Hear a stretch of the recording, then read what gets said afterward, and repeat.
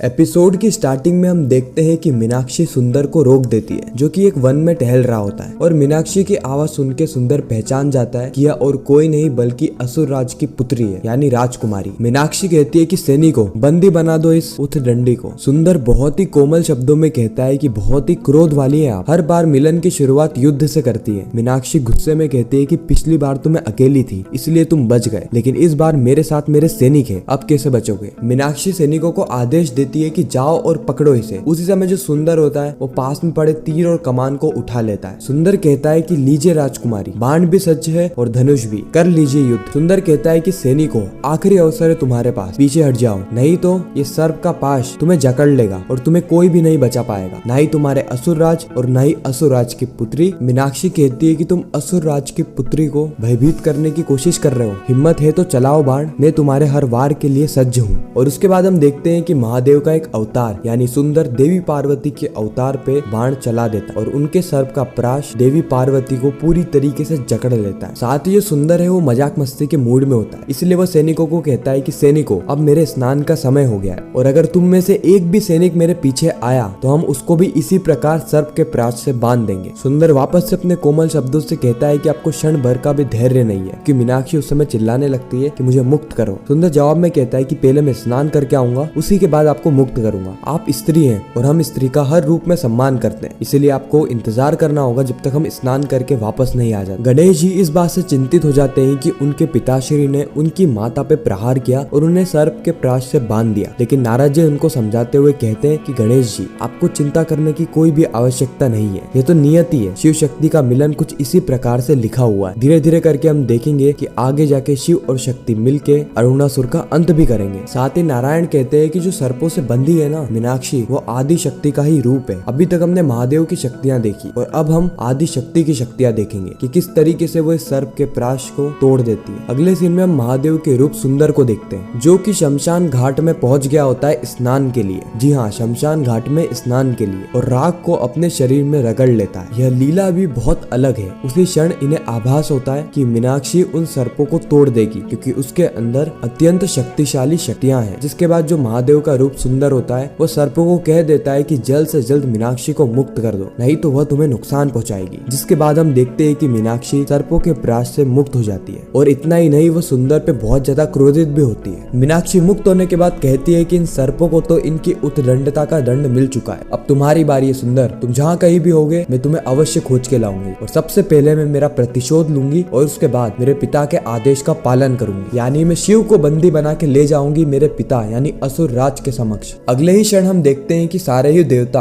असुर राज अरुणासुर के लिए एक बड़ा सा पिंजरा लेकर आते हैं। वह पिंजरा वो असुर राज के सामने रख देते हैं। फिर असुर राज उस पिंजरे के पास आता है और कहता है कि यह पिंजरा कोई साधारण पिंजरा नहीं है, यह पिंजरा बहुत महत्वपूर्ण है हम सभी असुरों के लिए, क्योंकि जब मेरी पुत्री मीनाक्षी शिव को बंदी बना के लाएगी तो वह इसी पिंजरे में रहेगा। इंद्रदेव कहते हैं कि अरुणासुर जो शिव को बांध सके वो सिर्फ और सिर्फ शिव की शक्ति है और एक भक्त की भक्ति है। अरुणासुर कहता है कि देखते जाओ इंद्रदेव, मैं तुम्हारे शिव को भी मेरा बंदी बनाता हूँ। लेकिन देवताओं का जो अभिमान है वो वैसा का वैसा ही रहता है, जिसके चलते हम देखते हैं कि असुर माता दिति देवताओं पे भड़क जाती है और कहती है कि तुम्हें कुछ नजर नहीं आ रहा है, शिव के अंदर से शिवत्व जा चुका है और बिना शिवत्व के शिव कुछ भी नहीं, तुम्हारे शिव शव है शव। इंद्रदेव भड़क उठते हैं और कहते हैं कि ये सारी बातें आप कर रहे हो असुर माता, आपको तो पता ही है ना आप कितने सारे असुरों को लेकर आई, और शिव शक्ति ने अनेक परेशानियां और अनेक कठिनाइयों के बाद भी आपको इतनी बार परास्त करा। असुर गुरु शुक्राचार्य बहुत ज्यादा भड़क जाते हैं और कहते हैं कि हर बार हम जरूर हारे, लेकिन इस बार नहीं, इस बार हमारी विजय होगी, इस बार असुर राज अरुणासुर की विजय होगी। उसी वक्त असुर राज अरुणासुर कहता है कि शीघ्र ही तुम देवताओं का भ्रम टूटेगा और मेरी पुत्री मीनाक्षी शिव को बंदी बना के मेरे समक्ष लाएगी और इस राजमहल में आपको दास बनाएगी। उसी वक्त हम मीनाक्षी की असली माँ को देखते हैं, जो कि मन ही मन में कह रही होती है कि महादेव, मैंने कभी नहीं सोचा था कि जिस राजमहल में आपकी आठों पहर पूजा होती थी उसी राजमहल में कुछ लोग आपको दास बनाने के स्वप्न देखेंगे। बस महादेव, अब ये सारी चीजें सहा नहीं जाती, अब आप और आदिशक्ति आइए और वध कर दीजिए, संहार कर दीजिए इस दुष्ट अरुणासुर का। फिर हम देखते हैं कि देवी शक्ति यानी देवी पार्वती का स्वरूप मीनाक्षी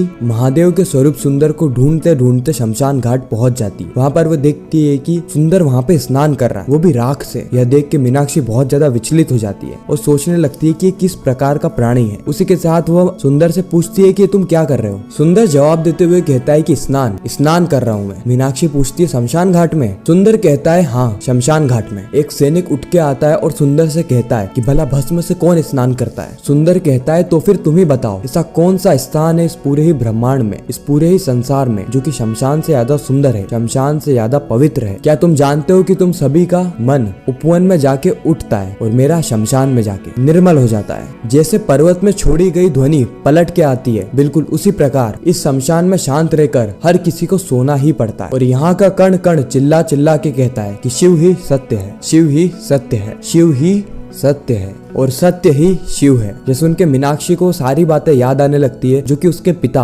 असुर राज अरुणासुर ने मीनाक्षी से कही होती है। वह एक वचन जो कि जिंदगी में पहली बार अरुणासुर ने अपनी पुत्री से मांगा होता है कि वह अपने सबसे परम शत्रु शिव को बंधक में देखना चाहते हैं। मीनाक्षी कहती है कि सुंदर, तुमने जो कुछ भी कहा ना मुझे सुनाई नहीं दिया और देगा भी कैसे, तुम बोलते ही इतना हो। और अगर मेरे पिताश्री को यह बात ज्ञात हुई कि तुम कितने बड़े दुशासी हो तो वह तुरंत ही यहाँ से तुम्हें घसीट के ले जाएंगे। परंतु मेरा हृदय बहुत बड़ा है, इसलिए मैं तुम्हें अंतिम अवसर दे रही हूँ तुम्हारे प्राण बचाने का। तुम मुझे शिव का पता बता दो और मैं तुम्हें तुम्हारी हर उद्दंडता के लिए माफ कर दूंगी। सुंदर कहता है कि प्रस्ताव बहुत ही अच्छा है और कार्य अति सरल, क्योंकि शिव से मिलना तो स्वयं से मिलने से भी अधिक सरल है, क्योंकि मुझे शिव का स्थान ज्ञात है राजकुमारी। मीनाक्षी पूछती है तो कहाँ मिलेंगे शिव? बताओ मुझे सुंदर, कहाँ मिलेंगे शिव? सबसे पहले तो जो मीनाक्षी है उसको ऐसा लग रहा होता है कि जो सुंदर है वो सारी ही मिथ्या रच रहा है। वो सिर्फ और सिर्फ उससे बचना चाहता है, क्योंकि वह जानता है कि वह असुर राज की पुत्री है और वह कभी भी कुछ भी कर सकती है, उसका अंत भी। इसलिए वो अलग अलग मिथ्या बना रहा है ताकि वह अरुणासुर की पुत्री को बहका सके। इसलिए जो मीनाक्षी है वो बहुत ज्यादा क्रोधित हो जाती है। और इसी के साथ यह एपिसोड यहीं पर ही खत्म हो जाता है, इस सस्पेंस के साथ कि क्या सुंदर मीनाक्षी को शिव का पता बताएंगे, और बताएंगे तो बताएंगे भी कैसे, क्योंकि वो स्वयं ही शिव है। और शिव भला अपना ही पता किसी को कैसे बता सकते हैं। लेकिन हमें यह बात भी भूलनी नहीं चाहिए कि अभी शिव के अंदर से शिवत्व विलीन हो चुका है। शिव और शिवत्व एक नहीं है, जिसके चलते जो शिव का इंसानी रूप है यानी सुंदर का रूप, उसे यह बात ज्ञात नहीं है कि वह खुद ही शिव है। और इसी अवसर का फायदा उठाना चाहते हैं असुर गुरु शुक्राचार्य, असुर माता दिति और असुर राज अरुणासुर, और वह शिव को बंधक बनाना चाहते हैं। उन्होंने भी अनेक प्रयास करे शिव को ढूंढने के लिए, लेकिन वह शिव को ढूंढने में असमर्थ रहे। ऐसी देवी है जो कि शिव को कुछ क्षण भर में ही ढूंढ सकती है, और वह है देवी पार्वती, जिन्होंने मीनाक्षी का रूप धारण कर रखा है। और यह बात असुर गुरु शुक्राचार्य के चलते अरुणासुर को पहले से ही ज्ञात हो गई थी, जिसके बाद अरुणासुर ने मीनाक्षी को इस तरीके से पाल पोष के बड़ा किया